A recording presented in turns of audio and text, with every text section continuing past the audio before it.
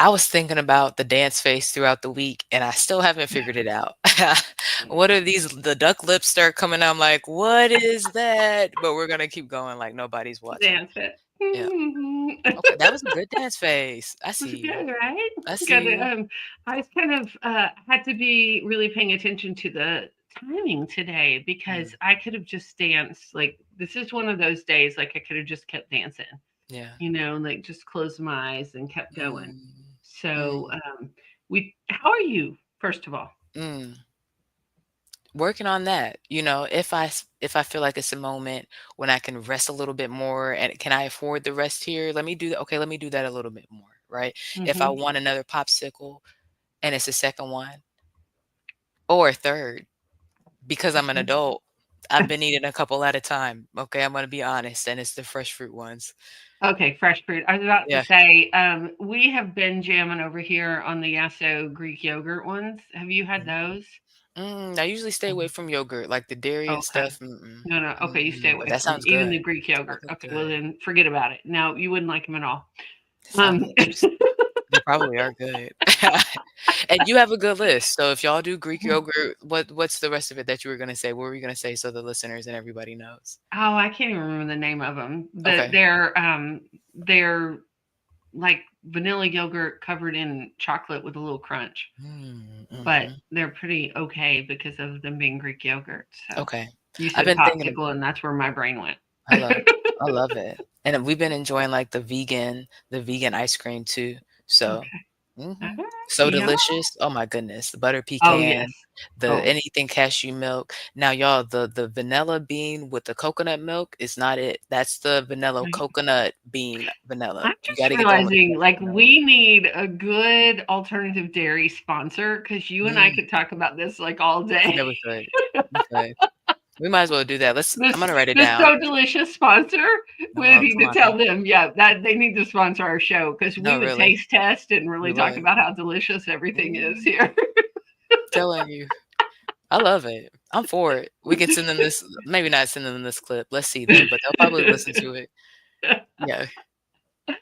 Oh That's my how I like things to gosh. happen. I emailed T'Challa on Facebook trying to be part of Black Panther, but he never emailed me back. So I'm all Right? for a shoot your shot type of situation where we're talking about Right? sponsors and stuff. Um, but y'all, I am so excited to start this episode and get into environmental wellness with everything we have going on in our environment. So how about we start so we can get into this conversation? How you feel? Oh, let's do it. Okay, y'all. I'm Shannon Mitchell, a Black millennial entrepreneur and Amazon bestselling publisher, author, and all natural product manufacturer. I'm a champion for your natural self care, sustainable business care, and overall intentional wellness. Hey, y'all, I'm Christine Gautreaux, a white social justice advocate, an international speaker, coach, and best-selling author and publisher, and a dancing social worker who helps you upgrade your self and community care. Together, we are a podcast rooted in the 8 dimensions of wellness and the co founders of Women Connected in Wisdom Community. And we like to get together every week for intentional conversations about how to be wise in business, relationships, and wellness. And we like to bring y'all awesome guests. Yeah. So, yeah. I've been thinking about it so much, like the little things that I've been able to include every day that our ladies have brought, just how much more peace I feel when I walk outside. No, let me go stand by the trees. You know, Mhm. even if I don't put my forehead on the trees or lay on the trees like Cecile and Dr. Amanda Kent might, I'm still going over here sharing my carbon monoxide to get excuse me, dioxide to get some oxygen, and it's a reciprocal relationship, and I'm enjoying that. I was reading an article when I was traveling this week, and I Okay. should have tagged it because I'm not Mm, going to be able to reference it. I'll try to okay. find it during the show. Okay. But do you know where the original term tree hugger came from? Did we talk about it already? I Have we don't know if talked we about it last? did. I don't think so. Tell me where'd you find It was from environmentalists. It was from activists who Mm, literally put their bodies on the line, think of it. women, Yeah. to protect the Mm. trees. Was it like they were gonna cut these trees down for a factory or something, and they It was literally something like that. put their Yep. arms around and didn't they get Mhm. arrested and everything? Oh, I'm Something like sure. that? Okay, yeah, yeah. Like, Mhm, but I mhm. mean, I'll have to try to find the article, but that is where the term tree hugger comes I from. think I remember that. And I just, I mean, I was reading it like on the go, but Yeah. it just really, especially in the times we're currently in, with Mhm. people putting their bodies on the line for things that they believe in. Yeah. And Sheila, one of our authors, our Women Connected and Wisdom authors, I was reading her article over on Substack. Mhm. She was talking about, what do you love enough to fight for, Yeah, right? And yeah. I was thinking about that right now, especially, in what's going on, Mhm, and the cuts that are happening on the national level. And mhm, this week, the National Arts Association mhm. D cuts to funding, and Wow. which directly impacts multiple organizations I work with and the work I do Mhm, in the world. mhm, And yeah, it's whew, it's a lot right now. mhm. It is a lot. Yes, Yeah. yes. And when I think about, nature and truth and transformation, what we're talking about in environmental wellness today, what I love about nature is that it returns back to itself, right? Mm. So you leave this building. We started rewatching Jumanji this week, and all the ivy and the vines, the earth is gonna take that back, you know? And so funded, not funded, if you're called to do the work, you're called. The Mhm. work will figure itself out. You know what I mean? Like a lot of this stuff is um scare tactic. It's like a scare calendar almost. Like we can't Well, be it's a yes and, because I think it's also values based, right? Is, is what do people mhm, value, yes. and what do they what do they believe in? Like, I saw something today, and I didn't have time to go down the rabbit hole to I hear you. confirm the accurate source. Mm, But it said, what did it say? Hang on. It said something. Oh, here it is. It said the average American pays $36 in taxes each year to fund food stamps. mm, That same American pays $670 in taxes each year for corporate subsidies. mm, So, I mean, I didn't verify those numbers, y'all. So just mhm, saying that, but mhm, it sounds about right. And mhm. and I keep seeing, especially with them defunding. Have you heard the latest about their defunding PBS and NPR? And No, no, oh update yeah, me. oh yeah, they're cutting Mhm. almost funding. Wow. And I've been seeing stuff all over socials, like, this is what I want my taxes to go to, right? Right, And right. it's the values based, right? Mhm, So mhm, I think about that. Yes, it being scare tactics, but mhm. also I do think it's about, what do they value, So right? and this is not me saying that it's smoke and mirrors and oh people are just trying to scare people, like these are Hmm. real Yeah. situations really Hmm. happening. Hmm. Unemployment is increasing in different categories, like Yeah. we're seeing the changes and this is actually happening, right? What I Yeah. mean when I think about environmental wellness, and we'll talk about it when we get into the definition and the way that we talk about it in Women Connected in Wisdom, is where we center ourselves. Again, I Right. think about the environment that Yeah. I'm in, right? And what's Yeah. going on in the environment that I'm in and the environment of myself, right? Yeah. I don't want to give too much away, but I'm excited to talk about horses and stuff today, right? Right. So Right. we've been talking a lot, Mm. especially Mm. because we've been talking about horses and how they can feel authenticity over the past few episodes, you know? So when I Right. think about that, it's like, where am I really? Okay, I'm in this organization, funding gets pulled, right? I'm Hmm. still an amazing artist. I'm still called to Hmm. do what I'm called to Hmm. do, right? And so sometimes we can internalize those things and feel like we don't have what we need on a daily basis. Hmm. Yes, it can be true that the funding is pulled today. Yes, it can also be true that I have everything I need today and Absolutely. still stay centered through it, you know? We say in interplay often, like, two Mhm. things can be true at once, Yeah. right? It can Mhm. be a yes and.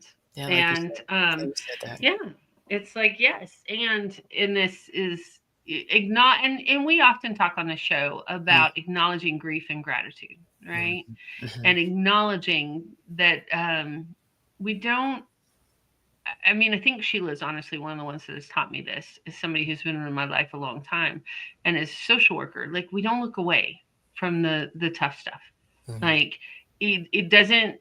We look for the good, mhm. and we don't look away from the tough stuff, because Yeah. we want to be able to respond if we are like when you say that about being centered Mhm. and being present, my Mhm. brain immediately as an activist goes to, yeah, so I can do this over here. Mhm. Right, right, right, right. Like how do I stay Mhm. healthy and well Mhm. so I can show up and do my work? Yeah, It was a big loud so that's okay. she's Satchi's gonna We're have fun with that one. Hey, we're here for the women that talk a lot, and sometimes my volume gets louder, sometimes it gets softer, shout out Right? to our audio team that lets us know, Right. but yeah, Absolutely. Absolutely. yeah, I hear what you're saying. Well, do you want me to read our environmental wellness definition? Yes, thank All you so right, much. let's do it. So, y'all, environmental wellness is supporting your good health by occupying pleasant, stimulating environments that enhance well being. It promotes interaction with nature and also creating enjoyable personal environments, both in and out of your workspace. This includes knowing the types of environments that you thrive in and having an intentional relationship with these places, including the earth. Mm, I love that. I've been thinking all afternoon about this young lady I was friends with when I was growing up, and we were really young, and it was a big deal if like if I had a white friend or if it was a black friend, right? Because I had white friends who were told they couldn't be friends with me because I was Mhm. black, right? And so it's always like, okay, who's my friend group, who's not, right? And this young lady, she loved horses. Her and her dad had horses, and we separated. I think my dad had got divorced. We moved or something, and one of the first classes I had on Kennesaw State's campus when I was a freshman in college, I said, I think that's Brianna. I said, hey, is your name Brianna? She said, yeah. I said, you like horses, don't you? She was like, yeah. How do you know that?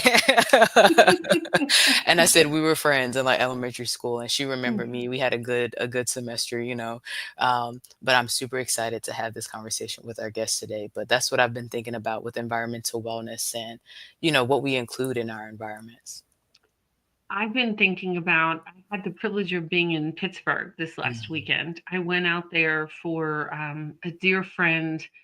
Her dad at Duquesne University was getting a nook Okay. uh, dedicated to him in their Beautiful. archives because of Mm, his lifelong work, and he has since passed. And so I mm, went out there to be in support of that, but also to do an event with Sheila, one of our Women Connecting Wisdom, and do an interplay event with Interplay Pittsburgh. And Sheila lives off the Allegheny River, beautiful location in Pittsburgh, which Pittsburgh always surprised me because, when I was growing up, people didn't talk about Pittsburgh as a beautiful place because of the steel mills and stuff like that. So mm, I didn't expect it to be as beautiful. mm. But reason it's beautiful now is because of Environmental Protection Agency and regulations about emissions and the river. Because used to people would avoid the river because you couldn't even see across the river. There was Wow. so much smog and so much dirt. And in fact, they used to have a thing in Pittsburgh where businessmen would bring two shirts because when they were outside, their white shirt would become dingy because the air was so bad. Not you So I still had to was have on white. right. And so I was thinking about that, right? About things that our generation and beyond often takes for granted in our environments, Mm, about things that we're used to being able to breathe clean air, mm. except for the wildflowers. And I don't know why I'm taking such a negative turn today. Please forgive me, but like all these things are in my brain right now. And we talked about it, we talk about body memories, we talk about the news Right? and seeing this stuff and staying updated. And so I think this is where a lot of our listeners are. Even Right? we've talked to people in Canada and people from around the world, and they're still thinking about where we are as Americans. And I appreciate you ladies for holding space for us. Right? Um, but that's the reality of what we're talking about there. And we will talk Right? about beautiful things and celebrating, Right. but Well, the and grief and the celebrating gratitude. that we can look across the river and it's Right? stunning and My goodness. gorgeous. And we were looking at one of Sheila's friends, Mark Mm, Dixon, who I've met, has done a documentary on air quality mm, because there was this big thing that happened in Pittsburgh where there was a disaster and it affected environmental stuff, and I was learning about how there's an app and I'm going to forget the name of it today, but that you can get on and check your air quality because there's Mm, volunteers all across the country. And so I checked ours. We were pretty good. We were at like 15, and the scale goes up to 100.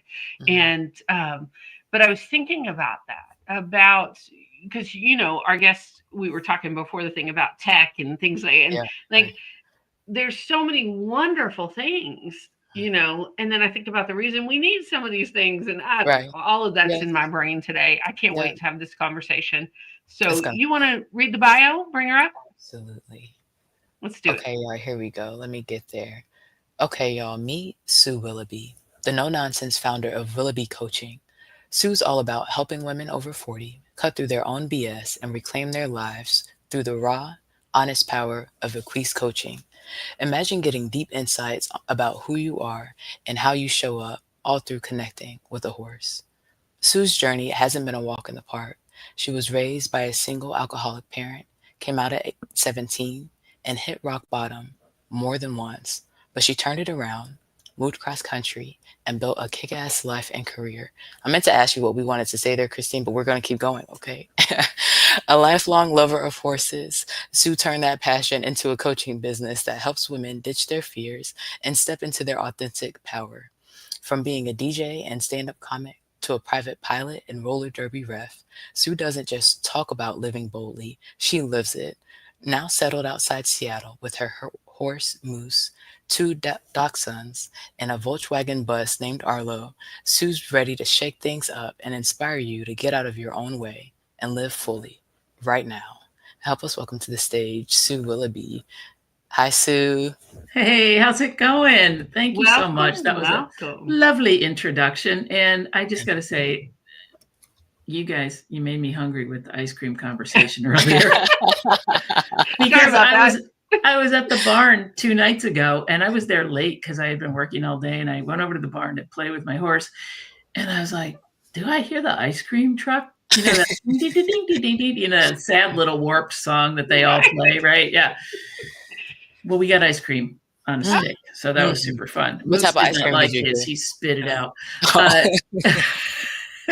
it was it had like the chocolate, kind of like what you were talking about, but it Mhm. was ice cream with the crunchies on the outside. I love So it. I was thinking about Mm. those it the was other really good. Yeah, day. I right. had to tell myself no. I said no, and I walked to the fruit ones, okay? Yes. You have more willpower than I do. I'll tell you Oh, that me right too. now. I hear you. Absolutely. I hear you. Absolutely. I love that you have a horse named Moose. Mhm. Me too. He's big. I did not name him. He came with the name, but it Mm. is so appropriate because he's 1,200 pounds and 16 hands. And so I'm 5'10", and the top of his back comes right up about right about here on me. Wow. So he's a big Wow. fella. Yeah. He is a big guy. How Big did and tall. you get into coaching with Mhm. horses? And Oh my tell goodness. us this story. It sounds fascinating. It's a yeah. How long's this show? No, it was We've got time for you. right. Okay, good. Um, Horses have just always been a thread. I love them since I was a kid. I love the way they smell. I love the way they, everything about them. And as a little kid, I would, the parents put you to bed early, and it's not even dark out, and I'm sitting there going, "What the hell?" And I'm looking out my back window, and there's two horses drinking out of my kiddie pool. I kid you not.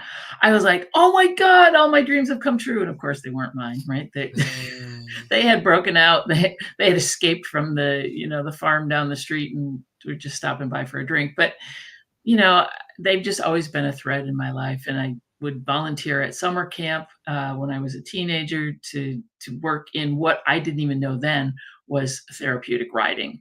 And it was a camp for individuals with special needs. And it was just the best. I mean, I'd stand out there all day in the sun with the flies and the everything that goes along with horses.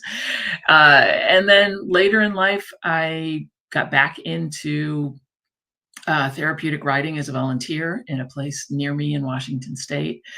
And just, there's always been a horse in my life at the darkest of times, the best of times, whether it was my horse or another horse that I just had access to. But we've always sort of helped each other along. So one thing leads to another. And if you're aware enough, you'll pay attention. Mm, I love that. I love that. Shannon was mentioning it's been coming up a lot on our show, which we pay attention to those patterns. But Yeah, I love our that. guest Lisa recently was talking about authenticity, especially as Mhm. it relates to horses. Like Yeah. in when you think about your coaching and how it works for you with your clients, what do you think? Just give us some insight on how it even works. Like if this is the first time they're hearing about this, Yeah. what do you want them to know? Horses don't lie.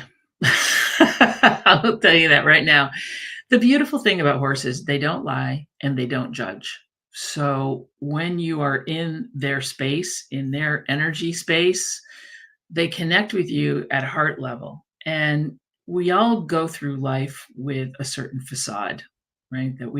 How we want people to see us, or something that we're hiding behind for whatever reason. I mean, it might be a good reason, it might, whatever, but horses don't see that. They don't know your bank account. They don't see what car you drive. They don't care what you're wearing. They don't care if you have any friends. It's not their thing. They don't care. They connect with us on a very deep spiritual and physical level. Their biorhythms can match ours. And if I go to the barn and I am, trying to say, "Oh, I'm having a great day," my horse is like, "No, you're not." "No, you're not. You're full of it. I'm standing over here for a second until you're ready to be more congruent with yourself." So the way I work with horses is I use them as a feedback loop with my client. So the client is in the space with the horse. The horse is at liberty to roam around and be a horse because that's what they do. There's not some special training.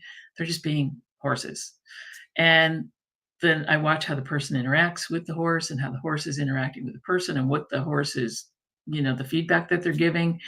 And I'll ask the client what they're observing and the horse, and they may not really understand what they're seeing.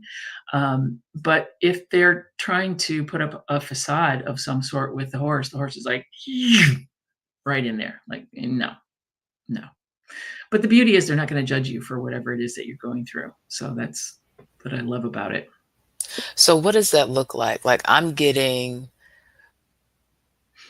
the scene in Harry Potter where Hagrid is introducing this horse-like creature, right? And Harry follows all the things that Hagrid says to do, and then here comes Malfoy, and he does something different, and now he's mad that he like got kicked or something happened, right? Mhm. When you're saying that the horse realizes you are being incongruent, what do they do?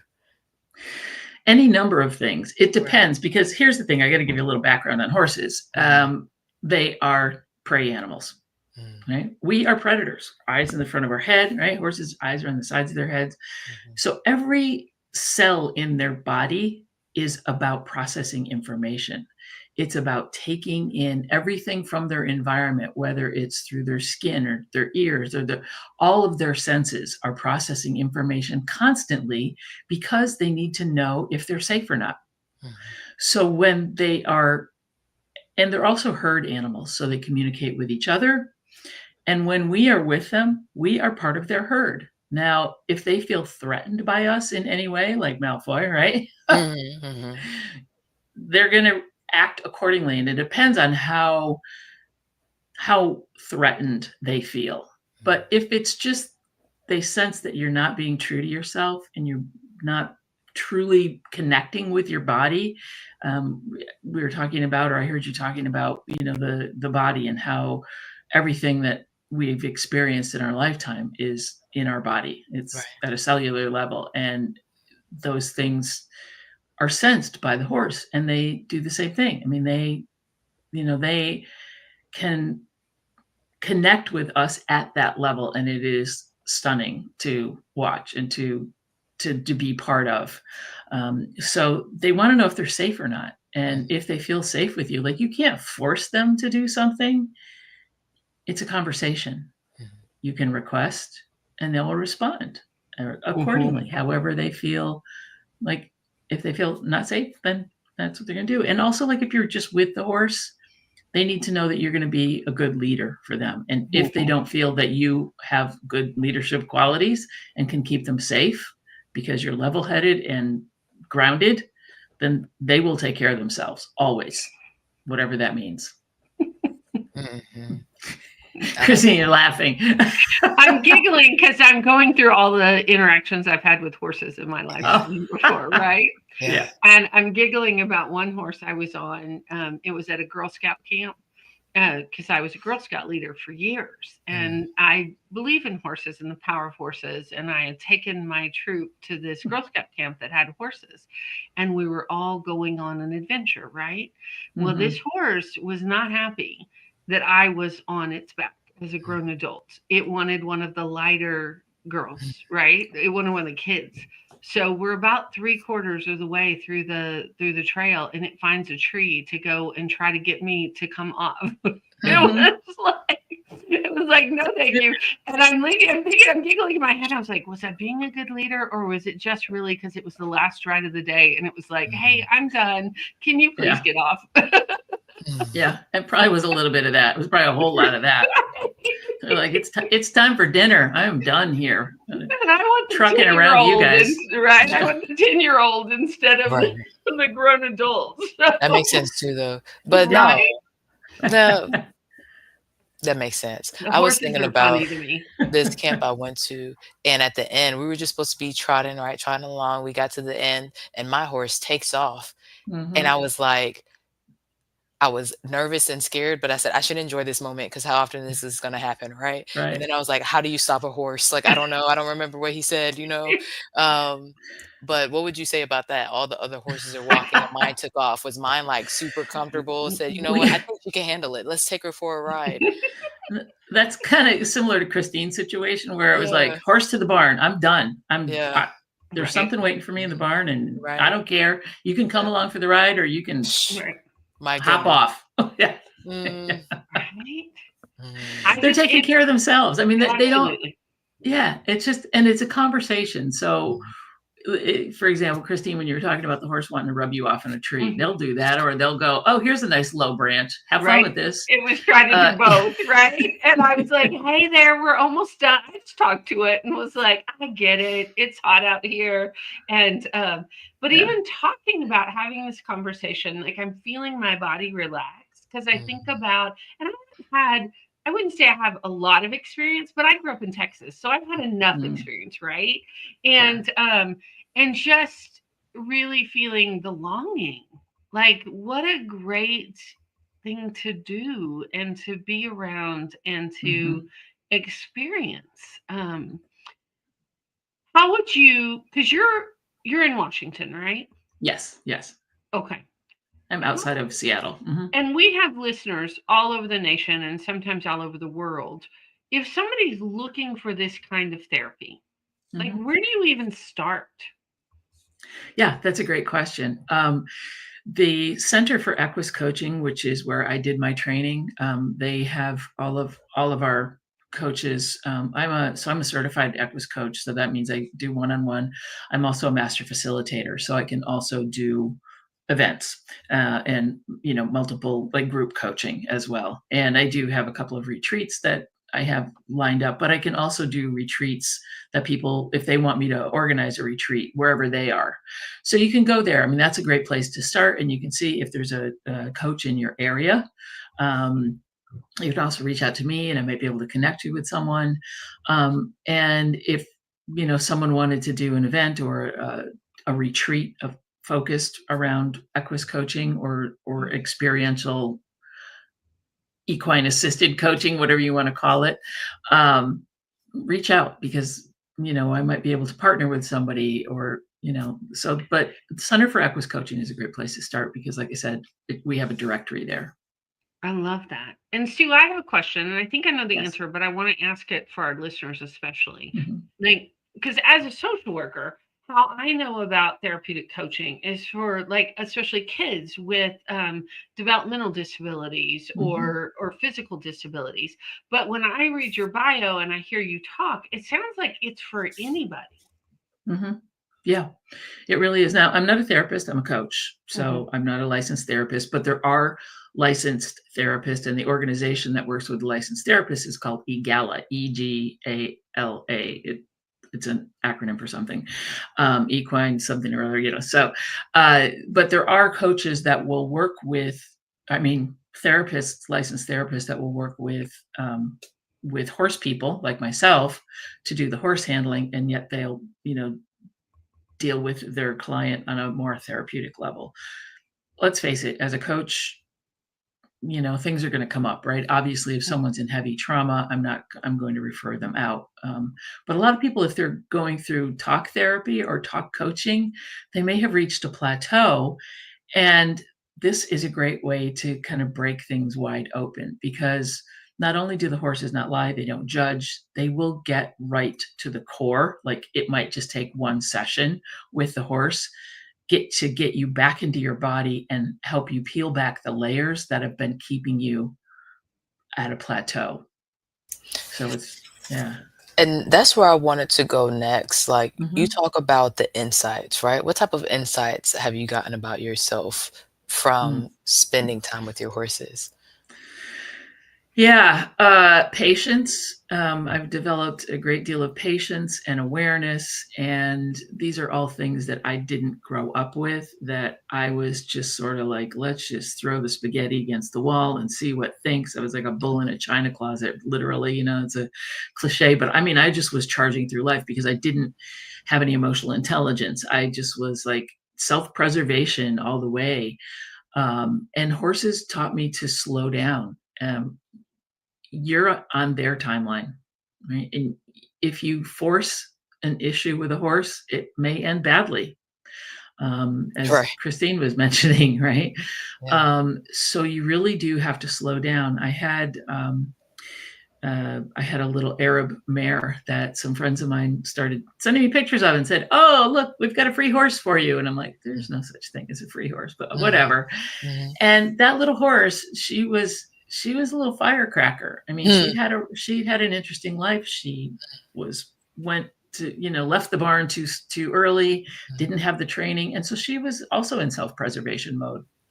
And when I got her, I was just going through a really bad breakup of a 14-year relationship. And she was in a barn situation. She was a gray mare. And just to get a little context here, she had dark gray skin underneath, where sometimes lighter colored horses are pinkish underneath. Okay, so just so that you know that, she had depigmentation around her mouth and around both eyes. I thought was really weird. After I had her for a while, it went away. It dissipated, and it was stress. It was stress related. So she came into my life at a time when I needed her and she needed me, and we got through it. She was a handful for sure. What was her name? Her name was Dream Angel. Kind of like My Little Pony, right? And she was beautiful. And that's why a lot of people had adopted or had taken her on, because she was gorgeous. And she just was, she took care of herself, right? Yeah. She just took care of herself. And so, I just had to learn patience with her and just say, you know what, I have all day. Let's work through this, whatever it was that we were working on. She would try a lot of things to be able to get out of either riding or doing something, she was a very smart little girl. And I was like, okay, I'm here. We're in this together, and I have all day to figure this out. And she's like, no one's ever done that with me before. Okay. Right. I guess I'm in. Right. Everybody would just sort of force her to do stuff. And she's like, I don't wanna. Boom, you're out of here. And what would you say to our listeners who might be scared to even try with the horse? Because they're big. They are big. Like I said, my guy's big, but he's like he's a big love bug, really. He can be sassy, but he's got a big no. I was having a conversation with another horse person on my podcast, and she said, they'll give you a yes or a no. She said, I don't want to get on a horse that is so trained, quote unquote, that it's just on autopilot, right? I want a horse that's going to give me a no or a yes. So back to your question. My horse is a very big no, but back to your question. people have had weird experiences with horses for whatever reason, and that may be because they weren't introduced to them properly. So I really make sure that they know how to approach the horse, and it is a conversation, and you don't go up to another person and grab them around the neck and expect them to be like, oh, this feels great, right? It's about Such a great boundaries, and yeah, and learning how to, this is my space, this is your space. May I enter your space? Yes. Okay, great. I'll come closer. Okay, now I'm curious about you. So it's just taking it slowly and having a better understanding of how horses think, how they behave, why they behave the way that they do, and understanding that they just want to know that you're okay, and that Mhm. they're just worried about themselves and if it's a safe space. So it's, I'm holding space for the horse, my client, and myself. The horse is holding space for the person, the other person that's in there with them. So it's all about holding space for each Mm. other and creating an environment that feels good, and also understanding what's going on in your body. So many times, and I always, get clients to try and ground themselves before they go in, and then all of a sudden they're like up in their heads again, and they're like, whoa. So it's like, okay, let's take some nice deep breaths, and you'll see the horse release. When the horse Mhm. feels safe, it'll be like, it'll just let out a big release. Like, it's just funny. Last night I went over to the barn, once again late, and my horse was eating dinner. And I just pulled up a bucket and sat on it. I opened his stall door and I just sat on it. And he was eating, and he'd take a mouthful and he'd stare at me like, what are you doing? I'm like, I'm just having dinner with you. I already ate, but he'd go, please feel free to go ahead. And he'd take some bites and he'd watch me. And then, and then we just kind of hung out. And when he was done, we went out in the pasture, and it was sort of getting closer to dusk. So there's, different sounds. The birds Mhm. were, but we were exploring the environment, and I was getting his feedback about what he was, he was very alert Mhm. last night. And usually he's kind of like, but it was interesting. So it was a fun, just fun to be around him and experience what he was experiencing. Right. Shannon, have you had much experience with horses? Not much. I think that this time in high school may have been the first and only so far, but there is a place that's, like, right here by the highway I've been looking at, and I've been thinking about going over there to I ride some know the horses. place you're talking about. Yeah, Yeah. yeah. It's like the Little House Farm, something like that is the name Mhm. of it, I Nice. think. We're like, Mm. "The horses are out," so yeah. Yeah. Right. And I don't know about you guys down there, but Mm. up here it's baby season. So there's little Mhm. baby horses everywhere. And oh my God, they will melt your heart. Mm. Right? Right? They are I just the have a cutest. farm not too far from me that I Mhm. probably need to go check out, because even talking about it soon, my body's like, oh yeah.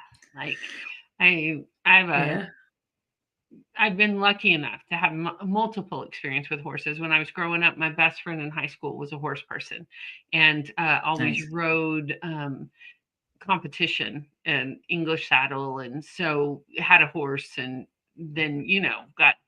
I just think about the relationship piece, and when I hear you Mhm. talking about it, I also hear about mutual respect and respect for ourselves and consent and all the things that you talk about when you're in healthy Yeah. relationships, right? Yep. And I think that's what I'm hearing as you talk, and just and being really present, because you have to be really present when you're around animals that large. Hmm.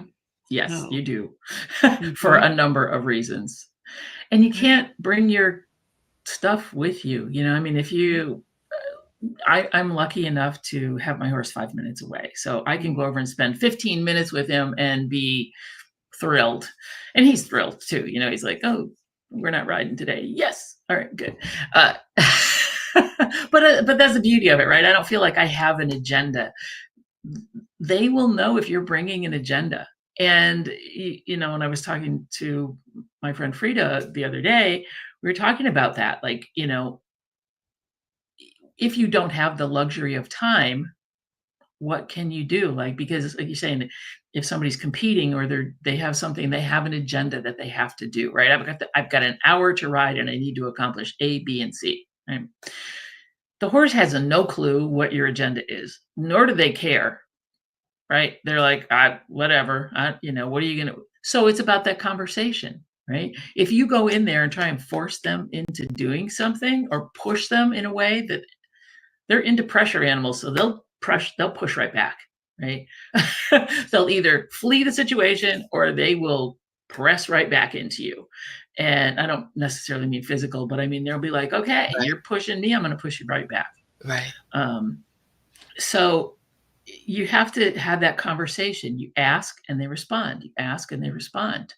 Are you getting a no or are you getting a yes? And like you said, that's why they're so good at teaching leadership and work with relationships, because they're honest. They are honest animals. What is Moose's no? What does he do when it's a no? For his size and everything and his stature, you would think, he's not afraid of anything. He's like the biggest chicken little on the planet. So when I first got him, he wouldn't even like walk into the barn. He had been like in a herd out, I don't know what his story is totally, but he's like, I can't fit in there. He's like, he just doesn't get it. Right. And he wouldn't go into the barn. So he had to like take it slow, have another horse walk through the gate with him and all of that. So his big no is he puts his brakes on. Like he'll just like put the brakes on and there's no budging him. He's kind of like a mule that way. But yeah, he is, that's his big no. He'll just plant himself. And you're not moving him when he's that large. Like, nope. So I have to say, okay, well, what are we scared of? Right. Once again, it's about the conversation, like walking him into the wash rack. It was kind of like, what is going to happen in here? And he'd all freak out. And the thing is, his other no is if he's scared and he pulls back, he's going to keep going. He's going to pull back. He's pulled, the cross ties out of the wall and. So I don't tie him. I'm like, okay, you don't like that? That doesn't feel good. We don't do that. Okay, great. But he'll stand there. You can drop his lead rope on the ground and he'll stand there. He won't go anywhere. He just wants to know that he can if he wants to. Oh, I resonate with that. I resonate with that completely. Yeah. And I wanted to talk more about that too, about you helping women over 40 face their fears, because we do that, right? Like we have breaks. I thought I would, but this is a no, like all types of situations like that, right? How do you help them through those situations? Well, it's great. I mean, with or without a horse. I mean, a lot of the experience that I've had, my comfort zone growing up was discomfort. So I was like, sure, let's try that. I don't care. It doesn't bother me. So I help people understand what does it really mean to get out of your comfort zone? What does it really mean to take that little tiny step? Because people think that it's scary. I mean, whatever, and midlife is sort of that great time to start questioning and, is this all there is? So I help women understand that the identity that they have currently or that they have been in doesn't necessarily shape the rest of your life. And with horses, it's a really beautiful way to take a little turtle step to try something new, by watching the horse and creating that curiosity. And horses are so curious. They really are, because they want to know, is that, what is that thing? I'm going to go over here. Oh, I'm going to go back. I'm going to go over there. I'm going to go back. So it does give you that a little bit of give and take with, you can try that. And did that work? Oh, okay. I'm going to try it again. I'm going to try it again. Oh, well, is it working or is it not working? Can I try something new? Yes, I can. So it gives you the space to be curious, to build your awareness, and to try new things that if it doesn't work, you're not out anything. And I think people are afraid to have that beginner mindset and start something new and look stupid and just be. So it's a great place to do that, because the horse doesn't care. The horse doesn't know if you're, looking stupid or not. What are they, you can jump around and dance around. I do all kinds of crazy things. And my horse is like, whatever. Doesn't care about the dance face. Right? I know. I was watching the dances when you guys were going. I'm like, yeah. Yeah. What were you about to say, Christine? I just said I want to come out and meet Moose. He sounds like a total character. Yeah. Like, do people do group retreats with horses? Yes. I'm sorry, Christine. No, go ahead. That was a great question. Yeah. So if y'all have a barn down there outside of Atlanta, I'm familiar with the area. Let's do it. Right. We'll do a retreat.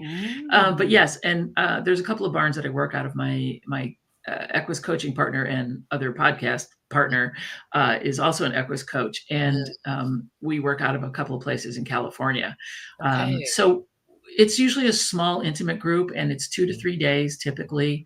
And we're out in nature. You're with the horses. We don't just, we throw some energy work into it, some meditation.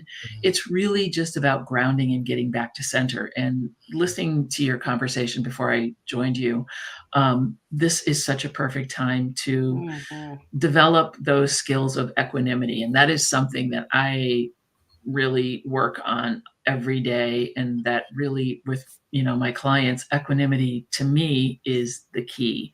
How can you stay calm and take care of yourself amid all the crazy chaos that's going on around you? You can be in the eye of the storm, figure out a way that you can do that you can feel grounded, and that you can be present and be able to support others by supporting yourself, if that makes sense. That's what perfect sense. That's what we talk about every week. Okay, yes. Welcome to Women Connected in Wisdom. Yes, you were in the right place. And when you get knocked off center, how can you come back? Right? Because thinking that you're always going to be in that place is unrealistic. And I think we've been talking about this a lot lately, Sue, because, grateful for all the tools we have in our toolkit and for all the resources we have and people we know and people we're connected to, because some of our regular tools just aren't cutting it right now. It's like, okay, what else? Or we think they're working. Right. No, really. Must be dry, Or we need 2 or 3 tools to start the day, right? Depending on what we read that morning. So absolutely. And I love putting this tool of Equus, say it, I'm saying it wrong. Equus Coaching therapy and coaching into our toolbox. Like, I think it is fabulous. So, Sue, we have a few more things before we wrap, but how do people find you? And I know you shouted out, I want you to give a shout out for your podcast, and so people can get connected with you. Yeah, I love that. Yes, thank you for asking. The name of my podcast is A Life Worth Being, and it's on Apple, and I have a YouTube channel and all of that. I actually have a website specifically for my podcast called alifeworthbeing.com. Nice. And that's also my coaching kind of slogan or whatever. Awaken a Life Worth Being is my tagline for my coaching practice. And my coaching is at willoughbycoaching.com. And then I'm also on Instagram at Sue_Willoughby. So those are all the cool places you can find me. Yeah. I love that. I love that a lot. We, every week, when we're talking to guests, we have something called Wisdom in Action, where we talk about, when you think about environmental wellness, when you think about the work you do in the world, what are you going to do for yourself this week? What's your, if you could hashtag something, what is your wisdom in action this week? My wisdom in action is to bring positive energy to everyone and everything. So just, I journal every morning. I have a routine that I do. I get the dogs, we hop in bed, we have coffee. This is a long answer. This is not a hashtag. I'm sorry. Just envision the dogs having coffee. Tell us. Go to rewind back to what you have. What do you have? Coffee and toast. What'd you say? With the dogs. No, I get up, I make coffee, then the dogs don't sleep with me, but they get to come in and we do snugs in bed while I do my meditation, I do my journaling, have my coffee, and then I work from bed for a little while. And so it's a really nice way to ease into the day. And it's like, every day I have to say, what do I want to bring to the world? How do I want to show up? Mm-hmm. And, some days it's compassion, some days it's equanimity, some days it's just humility and humanity, and whatever it is that, that's how I show up wherever I am. If I'm around other people, if I'm around horses, whatever it is. Sometimes I like to bring curiosity into it. So it's all about, hashtag, how are you going to show up? How are you showing up? Because I think that that's really important. Mm-hmm. And how we I show love up, that. how we show up somewhere, one place, is how we show up everywhere, right? So if you show up and you're negative and you're whatever, that's how you're going to show up everywhere. And as you all know, that what we focus on and what we bring to the world is going to multiply. So if it's, I'm all about raising the vibration, and I love what you guys are doing and the messages that you're bringing. And yes, it's super important to raise the vibration, because I do believe that the higher vibrations are going to push out the lower vibrations for sure. Ooh. Ooh, yeah, keep focused on that. I love it. Shannon, what are you thinking this week for your wisdom in action? Ooh. I had a couple of things when Sue was talking about the two things that her experience with horses. And you said patient, and what else did you say? I wanted to ask you what your second question was, that the insight about yourself that the horses gave, and then I have my answer. Do you remember? Let's see, patience and curiosity. Maybe and what it was. it? I might have to go back and listen to our episode again. Okay. I do that sometimes. I know I put you on the spot. I'm sorry. Oh, that's okay. But we were also talking about a lot of different stuff, and what I wrote down was hashtag creating safe space. Right, that's been a big thing over the last week, and for my environmental wellness, definitely want to continue to do that. And hashtag holding space. I know they're similar. For me, creating a safe space, of course, you can do that for yourself. I'm thinking about in terms of other people, right? But holding space is also for yourself. Like, yes, there's space for you, and I still need to keep certain amount of space for certain things. And that can't come in, like you said, Moose is not going to literally press against you, right? But in the situation, you might try to press a little bit. So those are two things that I'm focused on this week. What about you, Christine? I don't know. I have all kinds of things going through my head, and the last thing I had was the picture of Moose with his feet straight out in front of me, and just being like putting the brakes on. Right? The big no. The big no, right? That could be a book title or a chapter title too, Sue. Right? Yeah. I love that. I mean, my environmental wellness this week is to get out. It's about getting outside and nurturing the things that I've planted.